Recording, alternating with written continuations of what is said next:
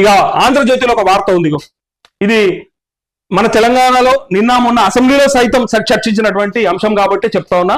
నేను రైతులతో మాట్లాడతా, లైవ్ లో తీసుకుంటా, ఒక్కసారి చూడండి. గోటితో పోయేదాన్ని గొడ్డల దాకా తెచ్చారు, తొక్కిసలాట జరగడం బాధాకరం, అల్లు అర్జున్ తరపున వెంటనే బాధితులను పరామర్శించాల్సింది, క్షమాపణలు చెప్పుంటే బాగుండేది, సమస్య పెద్దదయ్యేది కాదు, రేవంత్ రెడ్డి కక్ష సాధింపులకు పోలేదు, పరిష్కారంలో సినిమా టీం ఫెయిల్, హీరోను ఒంటరి వ్యక్తం చేశారు, సంధ్యా థియేటర్ ఘటనపై ఏపీ డిప్యూటీ సీఎం పవన్ వ్యాఖ్యలు అంటూ ఇక ఏమంటా ఉన్నాడంటే అది సింపుల్ గా గోరుతో పోయేదాన్ని గొడ్డల్లాగా తీసుకొచ్చారు అని చెప్పి అన్నాడు.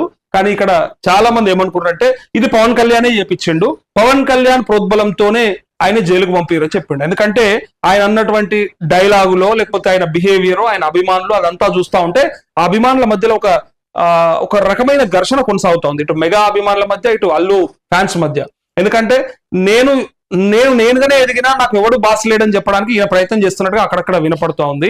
ఇక లేదు మేం లేకపోతే వాడు ఎక్కడోడు అని చెప్పడానికి వీళ్ళు ప్రయత్నం చేస్తున్నట్టు వాళ్ళిద్దరి మధ్య, నాగబాబు అండ్ అల్లు అర్జున్ మధ్య ఆ సందర్భం వాళ్ళని చూసాం మనం.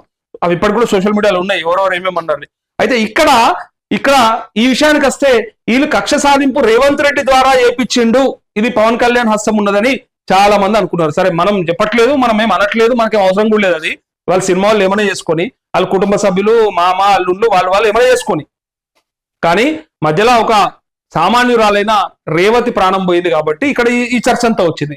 ఇక అసెంబ్లీలో మళ్ళా అదే పెద్ద విషయంగా దాని గురించి ఎక్కువసేపు మాట్లాడారు, వేరే సమస్యలు ఇవి కూడా పట్టించుకోలేదు. అయితే ఇప్పుడు పవన్ కళ్యాణ్ ఏమంటున్నాడంటే ఆయనను ఒంటరి చేసిరని చెబుతూనే ఆయన తప్పేం లేదని చెప్పడానికి ఇటు రేవంత్ రెడ్డి కరెక్ట్ నిర్ణయం తీసుకున్నాడు, దాంట్లో ఆయన ఏమి కక్ష సాధింపులకు పోలేదని ఈయనను సమర్థిస్తూ, అటుపక్క అల్లు అర్జున్ కూడా సమర్థిస్తూ ఇగో హీరోని ఒంటరి వ్యక్తం చేశారు అని చెప్పిండ్రు. ఇక మరి ఒంటరి ఎట్లయిపోయింది, అందరు హీరోలపై పలకరించారు, చివరికి మీ అన్న దగ్గర కూడా పోయిండు ఆయన, ఎవరు అల్లు అర్జున్ మీ అన్నను కూడా పోయి కలిసి వచ్చిండు, వాళ్ళు కూడా కలిసిరు, ఇంకా ఇంకో చిన్న కూడా పోయి డైరెక్ట్ గా వాళ్ళని కలిసి వచ్చిండు. అవన్నీ జరిగినాయి. ఇక్కడ రాజకీయ రంగు ఏమీ లేదు అని చెప్పడానికి పవన్ కళ్యాణ్ బయటకు వచ్చాడు అంతే. ఇక్కడ గతంలో జగన్మోహన్ రెడ్డితో జరిగిన మీటింగ్ కి సంబంధించి ఎట్లయితే ఆ వార్తలు వచ్చినాయో దాన్ని ఉదాహరణగా చెప్పడానికి ప్రయత్నం చేస్తూ ఈయన దీనికి రాజకీయ రంగేం లేదు, ఇది చట్టం తన పని తను చేసుకున్నది, రేవంత్ రెడ్డి చేసిండని చెప్పడానికి సమర్థిస్తూ ఈయన పవన్ కళ్యాణ్ బయటకు వచ్చాడు.